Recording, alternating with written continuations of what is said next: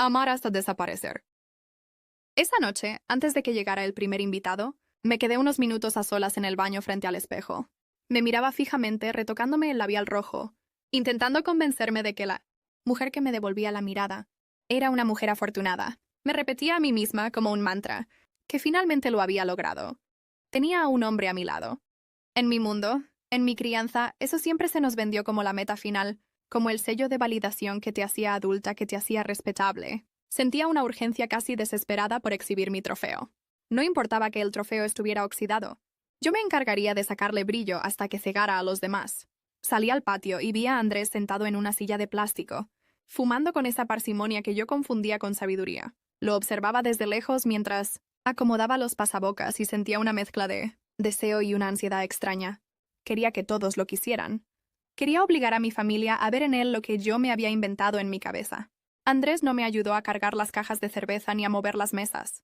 Se quedó ahí, dejando que yo sudara y corriera de un lado a otro. En ese momento, mi mente, experta en fabricar excusas, me dijo, «Es que él es un hombre tranquilo, él es el centro de mi calma».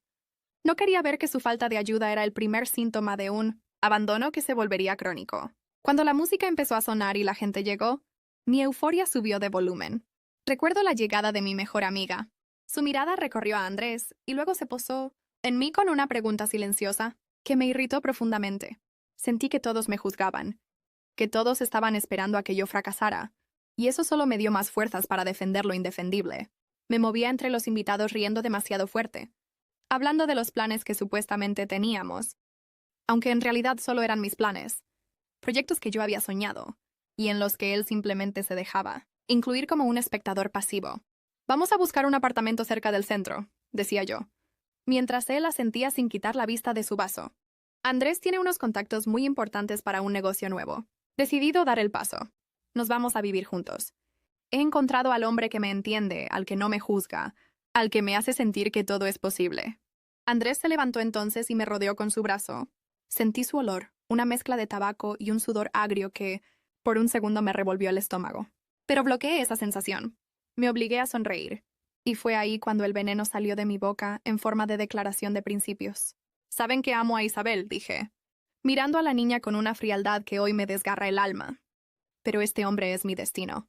Si el mundo me pone a elegir, si el camino se pone duro, yo me voy con él por encima de quien sea, incluso por encima de mi propia hija. Porque un hijo se va, pero el compañero es para siempre». Un silencio sepulcral cayó sobre el patio.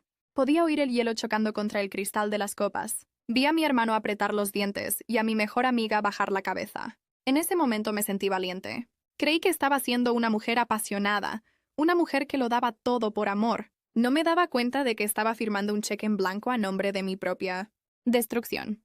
Estaba declarando ante los testigos más importantes de mi vida que yo era una víctima voluntaria, que no buscaran salvarme porque yo ya había decidido hundirme. La fiesta continuó, pero algo se había roto. La gente empezó a irse más temprano de lo habitual. Yo me quedé con Andrés en medio del desorden de platos sucios y servilletas usadas. Él me miró y me dijo, «Vaya discurso, Yurani. Ahora más te vale cumplir». Sus palabras no fueron dulces. Fueron una advertencia, un cobro por adelantado. Y yo, en lugar de asustarme, sentí que le pertenecía más que nunca. Me senté en sus piernas mientras el viento de la noche enfriaba el patio. Me sentía satisfecha. Había anunciado mi victoria al mundo.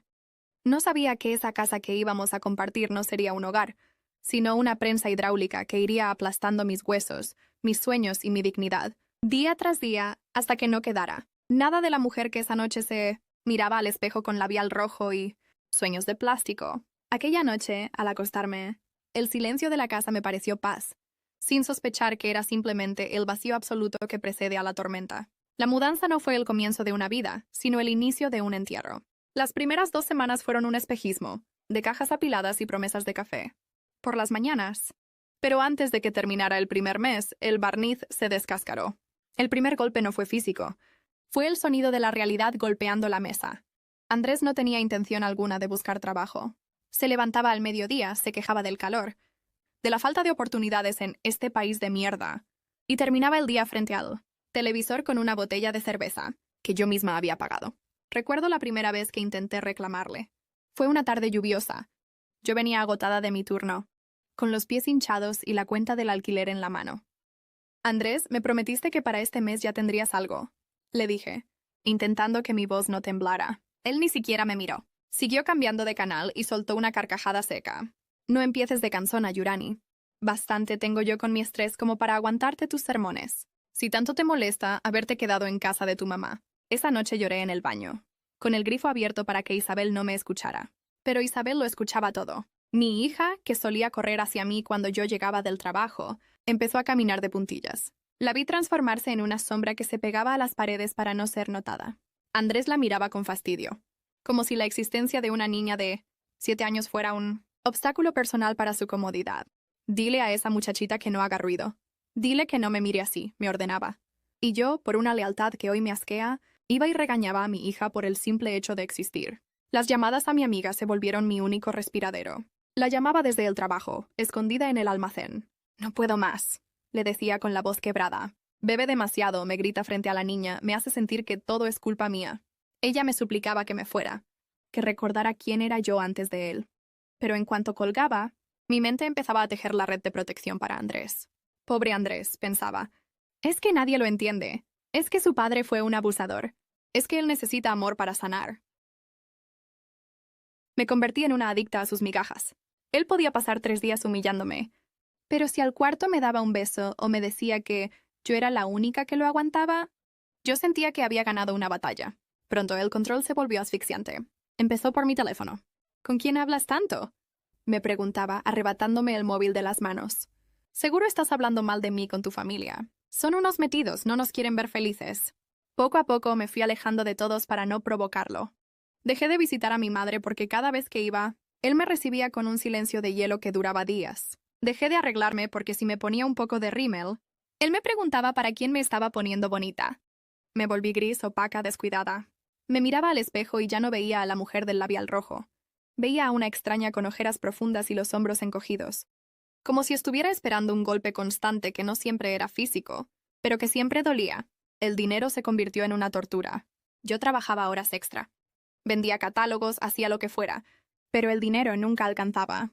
Él se lo gastaba en cigarrillos, en licor, en cosas inútiles, mientras yo tenía que hacer malabares para que Isabel tuviera leche. Y lo peor es que yo me sentía culpable por no ganar lo suficiente. Él me convenció de que yo era la responsable de su estabilidad emocional. Si tú no fueras tan dramática, yo no tendría que beber, me decía. Y yo le creía. Hubo episodios que todavía me queman la memoria. Una noche Andrés llegó de madrugada y, porque no encontré las llaves de inmediato para abrirle, empezó a patear la puerta gritando obscenidades que toda la cuadra escuchó. Cuando finalmente entró, me acorraló en la cocina. No me pegó, pero puso su puño contra la pared, justo al lado de mi oreja, y me gritó que yo era una basura que él había recogido de la calle. Vi a Isabel asomada por la rendija de la puerta de su cuarto, temblando, con los ojos llenos de un terror que ningún niño debería conocer. Al día siguiente él lloró. Se puso de rodillas, me besó los pies y me dijo que yo era su ángel, que sin mí él se mataría. Y yo, rota y vacía, lo perdoné. Lo abracé con más fuerza que nunca, sintiendo que mi sacrificio era una forma sagrada de amor.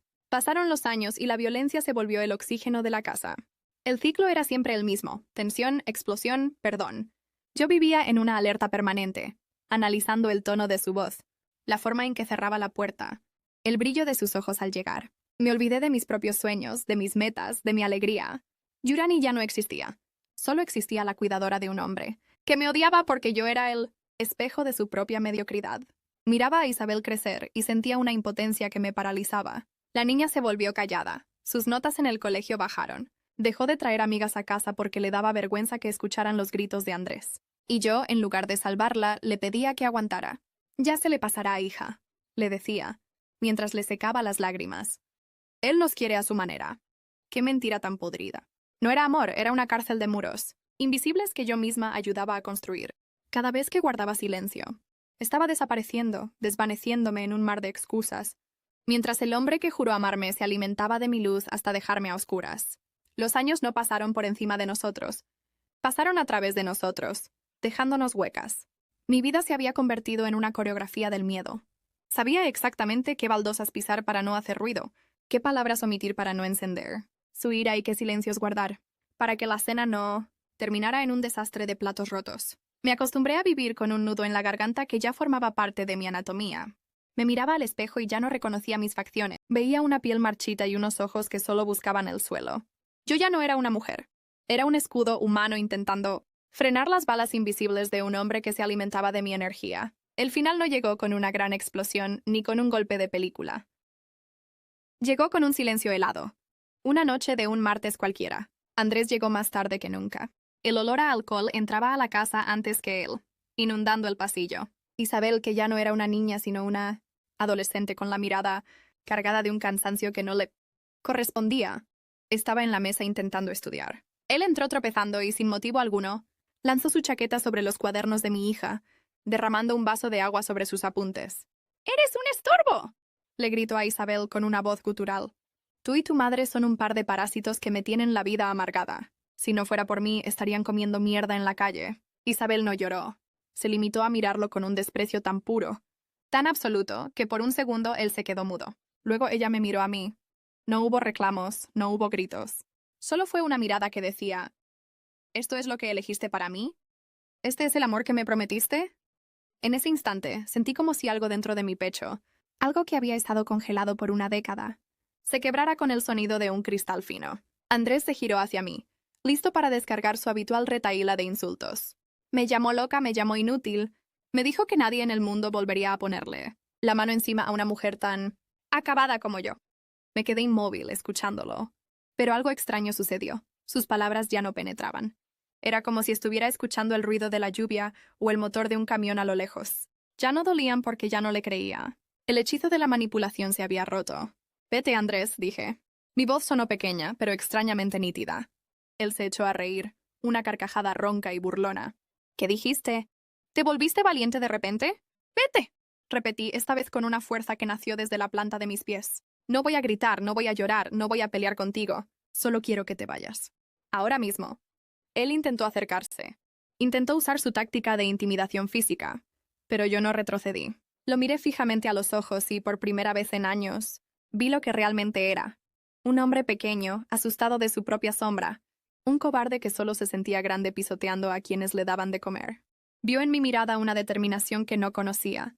Una calma que da el haber tocado fondo y no tener más abajo a dónde caer. Recogió un par de cosas en una bolsa negra, insultándome por lo bajo, jurando que en menos de 24 horas estaría arrastrándome a sus pies pidiéndole que volviera. Cerré la puerta tras él sin hacer ruido. No hubo drama, solo el clic de la cerradura. Los días siguientes fueron un infierno de otro tipo. El síndrome de abstinencia emocional es real. Me despertaba a medianoche con el impulso de llamarlo, con la culpa carcomiéndome las entrañas, pensando que quizás fui muy dura, que quizás él estaba pasando frío o hambre. Me sentía una mala mujer por haber roto mi promesa de la fiesta. Pero entonces miraba a Isabel. Veía cómo poco a poco ella empezaba a caminar más derecha, cómo el color volvía a sus mejillas, cómo el silencio en la casa ya no era de tensión, sino de paz, y me mantenía firme. Aprendí que Andrés nunca me amó. Él amaba la comodidad que yo le daba. Amaba tener a alguien a quien culpar de sus fracasos. Y yo no lo amaba a él. Yo amaba la idea de no estar sola. Amaba la fantasía de ser la salvadora de una causa perdida. Tuve que aceptar que perdí los mejores años de mi juventud en una mentira que yo misma ayudé a sostener. Hoy mi casa todavía se siente un poco vacía, y las cicatrices en mi autoestima son profundas. A veces todavía me sorprendo pidiendo perdón por cosas que no son mi culpa. Pero ya no estoy desapareciendo. Estoy aquí. Soy Yurani y estoy aprendiendo a conocer a la mujer que quedó después de que el huracán se llevó todo lo que no era real. Si estás escuchando esto y sientes que mi historia se parece un poco a la tuya, déjame decirte algo que aprendí de la forma más amarga posible. El amor que te pide que te anules para que el otro brille no es amor, es un parásito. Nos han enseñado que la lealtad es aguantar tormentas, pero nadie nos dice que hay tormentas que nosotras mismas provocamos al quedarnos bajo una nube que no va a escampar nunca. No creas en la mentira de que tú puedes cambiarlo, o de que tu sacrificio será recompensado. La única recompensa de aguantarlo inaguantable es terminar, siendo un fantasma en tu propia vida. No esperes a estar lista o a no tener miedo para irte, porque el miedo no se va a ir mientras sigas ahí. Vete con miedo, vete temblando. Vete con una mano adelante y otra atrás si es necesario.